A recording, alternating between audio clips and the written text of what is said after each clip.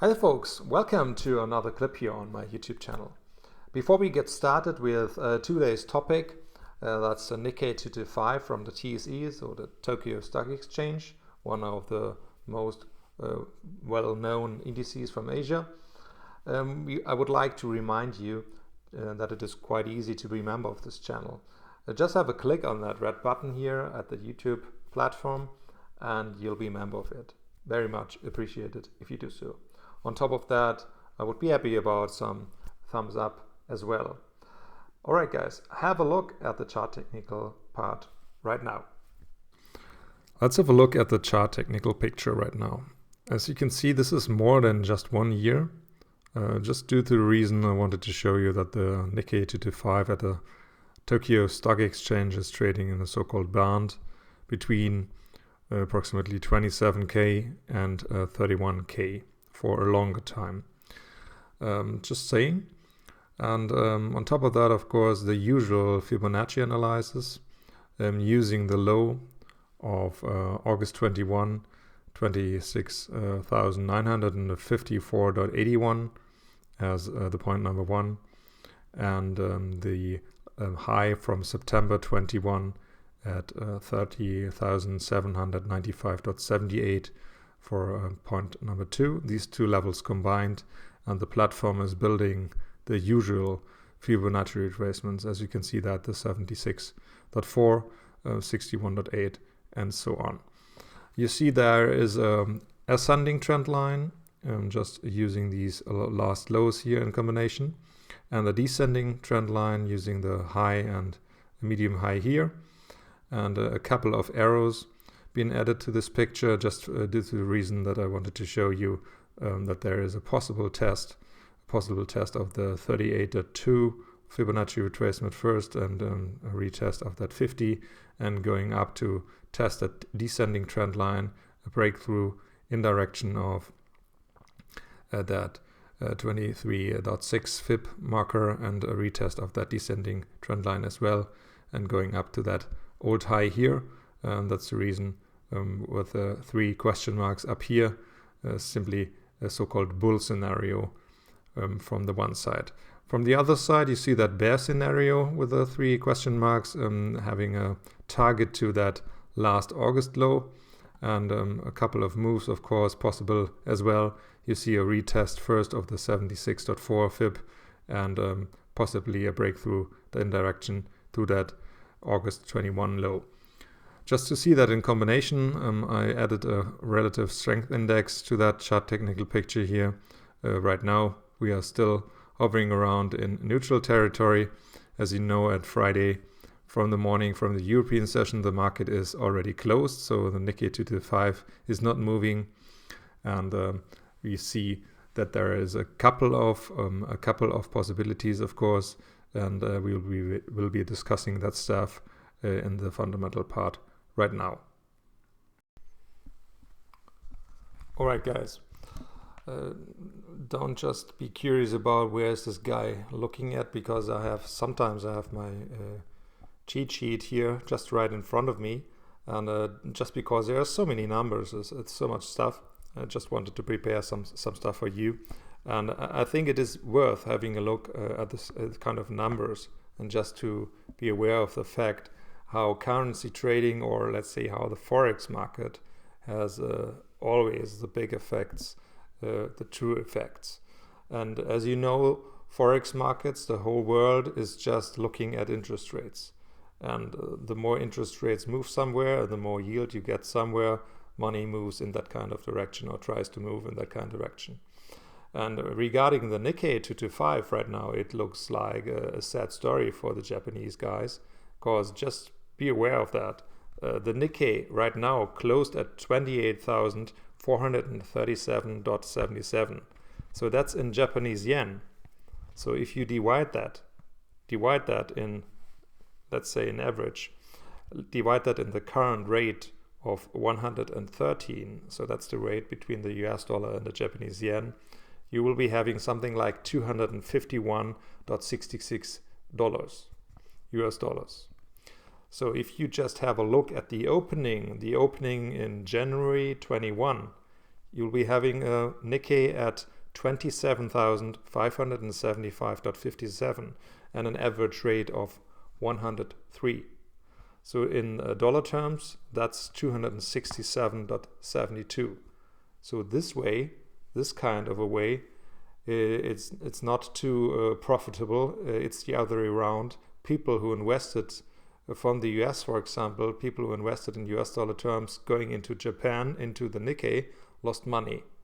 And besides that, the year-to-date return was 3.62% for the Nikkei, so it was still plus. But from the currency perspective, in dollar terms, it's still a loss.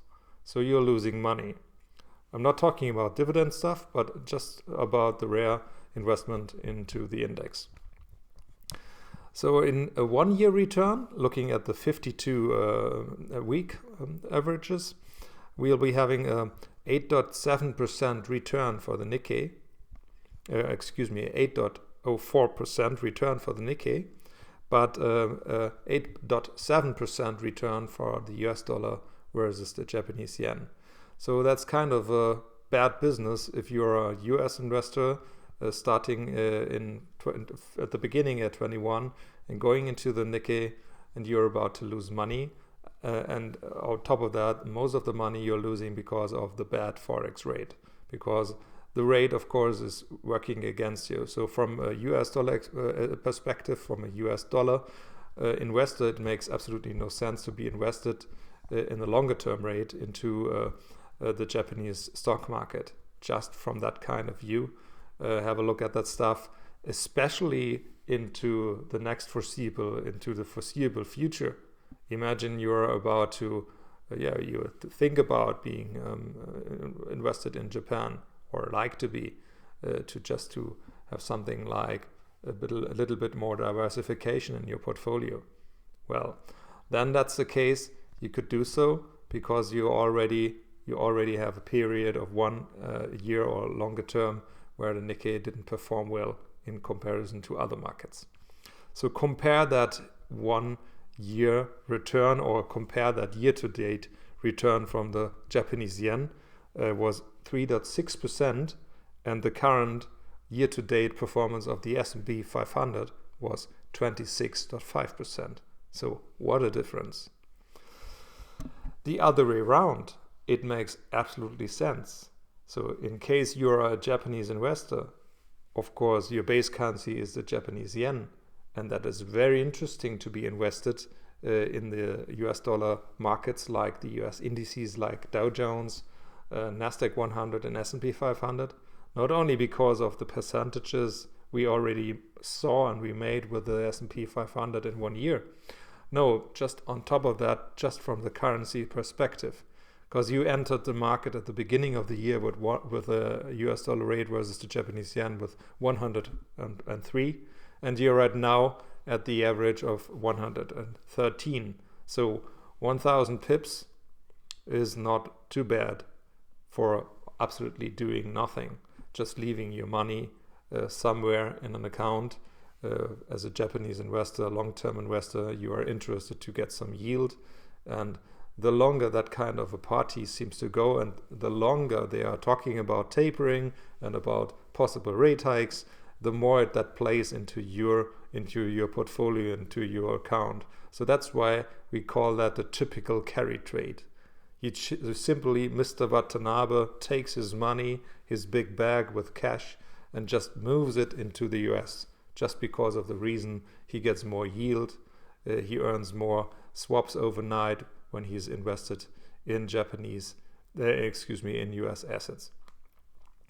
In case it is time to cash out and get back because of some trouble in the markets, then that's the case when he's cashing out. Mr. Watanabe is moving this cash from the US back to Japan. That's called repatriation, and this kind of a move is simply having an effect on the US dollar Japanese yen rate.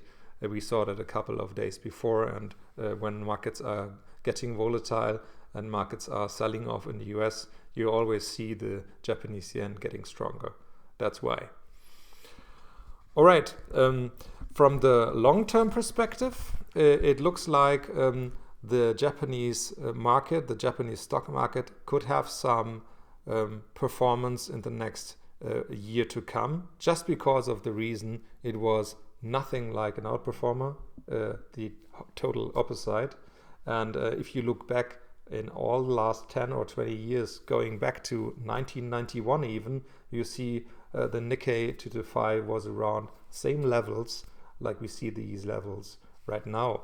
So in the long-term perspective, it was not something like a really good performer, and it could be simply the fact that kind of a market is moving up in direction to the 31K around that typical, let's say it's like a cover right now, like a ceiling, and this ceiling needs to be broken and just something like a breakthrough. This is something like having a short effect from the next weeks or months to come for a trader from the US perspective, or even from the Euro perspective, to have some profits from the Japanese stock market. Longer term perspectives, I would simply avoid the market simply because of that kind of a currency problem. The Japanese yen is still in the same pace we saw that the years before, minus 0.10% interest rate, so a negative interest rate. And it looks like that the Bank of Japan will keep on doing this. And in comparison to other central banks, the Bank of Japan is still in favor of carrying on the monetary policy we saw the last years. And it doesn't look like they'll be ending it pretty much soon.